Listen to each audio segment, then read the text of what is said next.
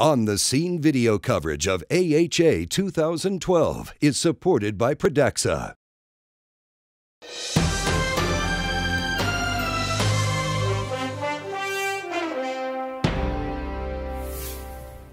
Welcome back to On the Scene at AHA 2012. I'm delighted to be joined by the Vice Chair of the program and Chairman of Medicine at Stanford, Bob Harrington, and Editor of JACC, Tony DeMaria.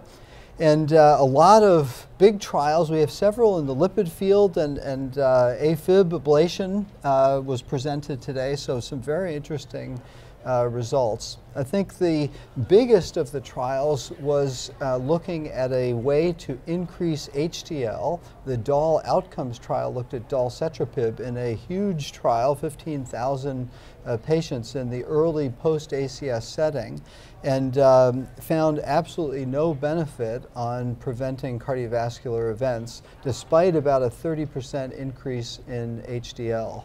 I think this is a hit on the HDL hypothesis. That what was your sense of what this brings to the field? Well, I mean, it definitely makes you take pause, because we've now we've had a couple of hiccups along the way in the HDL story and trying to understand if actually that the clinical trial evidence can support the epidemiologic evidence, which suggests that higher HDL is good. You know, Chris, I think there's some issues here. One of which is 30% increase enough? Is there something about this particular drug? I don't think we know the answer to that. Fortunately, there's other studies going on, including ones that have a more profound influence on HDL. And maybe it's not the right patient population either. So I think there's still some questions. I wouldn't discard HDL quite yet. Yeah, I'm not, well, you know, whether CETP is the best way to increase HDL, there's more and more emphasis on the functional aspects of HDL. And in fact, the CETP mechanism may in fact not give you the functional HDL you need. The investigators postulated a slight increase in systolic blood pressure, a slight increase in CRP, and they said maybe that influenced it, but you know, I'm not going to buy any stock in companies making CETP inhibitors for a while anyway. But keep drinking your red wine to raise it a little. Right, exactly.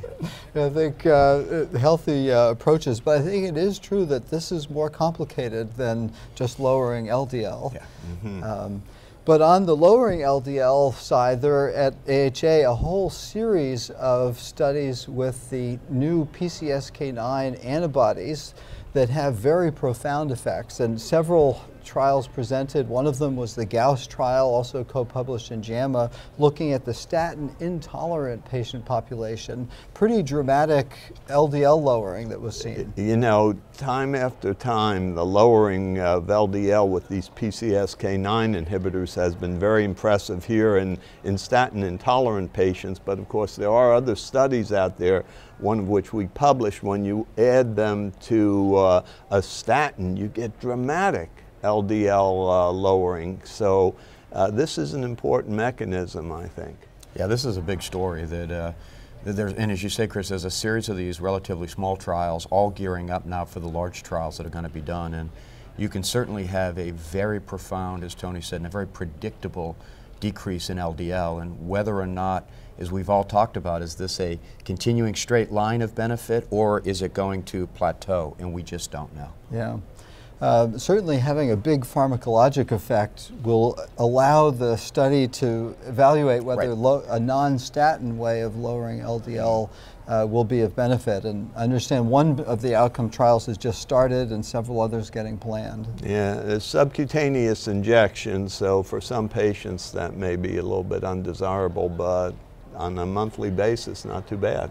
Yeah, I mean, if it actually reduces the risk of serious events, I think people, you know, part of the issue of the trials is going to be to figure out how do you get people to adhere to a more complex type of therapy than maybe many are used to. Yeah, very good point.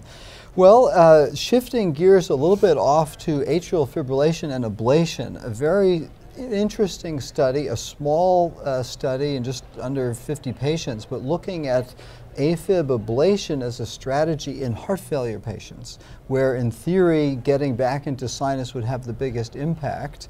This also has, I guess, under review, but I should say, but the findings looked very favorable for left atrial size and other hemodynamic parameters. You want to comment? Yeah, interestingly enough, in these heart failure patients, their endpoint wasn't just normal sinus rhythm, but peak VO2 and exertional capacity, and they had biomarker evidence of benefit as well. So a very positive trial for ablation in heart failure. Having said that, quite small, 52 total patients.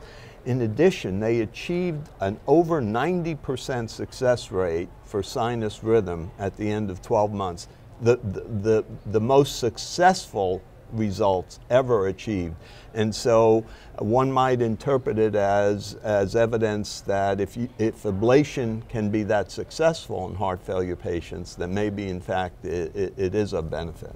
Yeah, you'd like to think that if there was a group, as you've indicated, Chris, that's going to benefit from restoration of sinus rhythm, you would think it's our heart failure patients.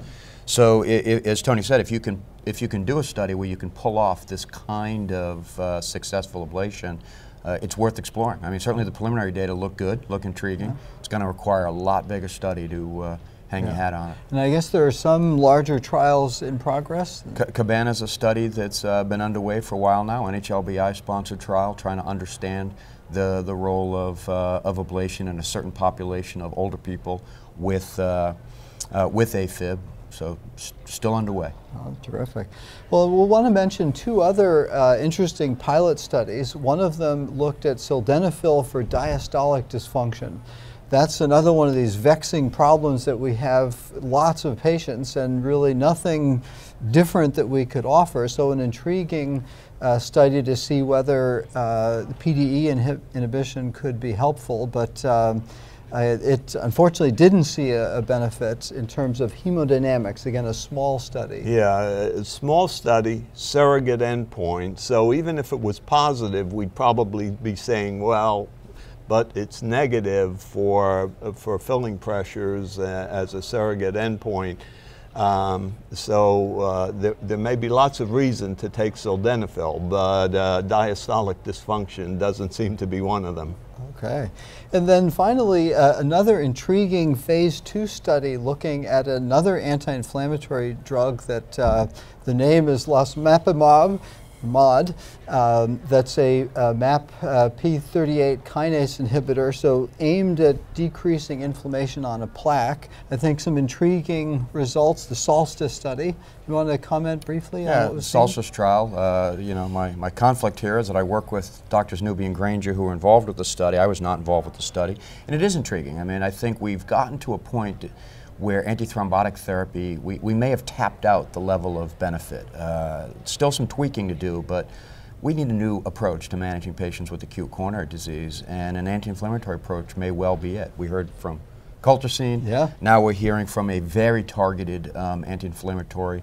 They showed an effect on some biomarkers, not an effect on other biomarkers. I would sum it up, Chris, as maybe a typical phase 2 trial. Some things go in the right direction, some things don't move.